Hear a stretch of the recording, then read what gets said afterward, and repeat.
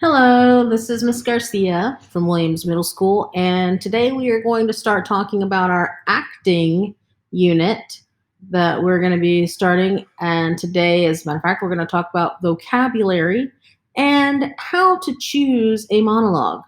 So, if you're not sure what a monologue is, this is a great video that I found on YouTube that I think you guys would really enjoy. Um, and it's an example of a modern comedic monologue. So check it out. Hi, my name is Zuka Scott Carlo. My pronouns are she, her, hers. I will be portraying the role of Iris from The Birds, a modern adaptation by Dawn Sullivan. I don't even have cool worshippers. My high priest is this dork named Andrew, which is a pretty lame name if you ask me. He's all, Iris, Iris, let me worship you. And I'm like, ew, get away. Last night, he sacrificed a sheep just to get my attention. And I'm like, desperate much? I don't even like sheep. So then I cursed him with these boils all over his face just to show that I was pissed off. And he sacrificed another sheep. So then I made him go blind and he walked off a cliff. Which was kind of cool, but then I felt bad because my dad's all like, you're not supposed to kill your priest. And I'm like, I didn't kill him. I just blinded him. He fell off a cliff on his own.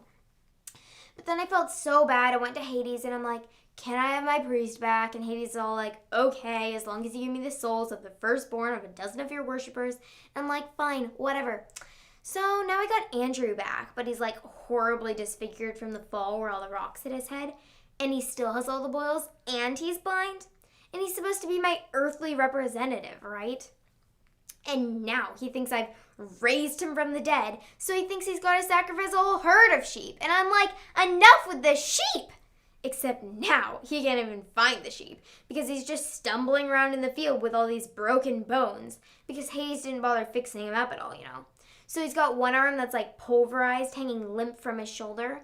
Meanwhile, there are no worshippers at my temple because this tard's there moaning in pain and drooling all over himself. But he's still got enough sense to say, Iris, Iris, I love you. Oh, it hurts, the pain. Help me, blah, blah, blah, blah, blah. So then just for kicks, Hepatitis cursed my priest with immortality just to piss me off. So now I can't even kill him. And see. All right. Well, hopefully you enjoyed that monologue. I thought it was quite humorous. So this is some of the vocabulary terms that you guys need to know. I'm not really going to go over these right now because, to be quite honest, this is going to be quite boring if I go through every single one of them.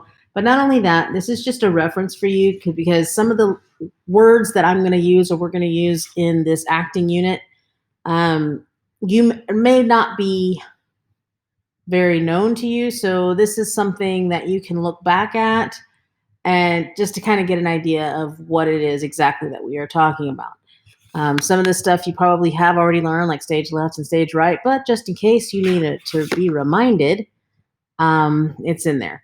Okay, so what is a monologue? So as you saw, it is a dramatic speech performed by a single character. It can express the inner thoughts and be spoken to an audience. That's called a soliloquy, by the way. Or it can be spoken to another character in the play. So why do we do it in class? Mainly to prepare you for auditions. Monologues are typically used to audition for shows, colleges, or used for competitions. So it's really important that you know how to do it. Okay, but you also need to know how to choose a monologue. So monologues should fit the situation. They should also be active, not reflective. You should really pick something that has your character doing something instead of reflecting on something. But also, you want to try and find a monologue that can show a range of emotion. I like to call them roller coaster monologues. You're going to hear me say that when we start talking about how to break down your monologue for performance. So I typically talk, and when I say that, it's usually when, the highs of the roller coaster and the lows of the roller coaster. So we need to find all of those. So you want something that has those to be able to do it. All right. Lastly, I want to talk about your monologue book. So A monologue book is basically just your toolbox that you're going to start creating. And I think it's a great idea for you to start creating that now. If you plan on continuing in theater, these are monologues that you've done the work for, you should keep and have just in case you need them. Because there is a lot of work that goes into preparing for a monologue. And once you do it, there's no sense in having to reinvent the wheel. Save it, go over it, tweak it, look at it, and always have a couple ready to go if you need them. All right. So your first assignment today is to find a monologue to perform. So it must fit the following criteria. Must be from a published play. First of all, you don't want to find something on the internet that was written by somebody nobody knows. They're really difficult. Also, it needs to be 2 minutes or less, and it must be school appropriate, obviously. Also, you need to print it out. Very important. Please print it out. You're going to need it. You're going to need to write on it. That way you can glue it into your book and everything, but you're going to need to write on it. If it's 2 pages, make sure that you print them off on separate sheets of paper. All right, once you've done this, go back and fill out the worksheet. It's called Acting Assignment Number 1, and submit that for your grade.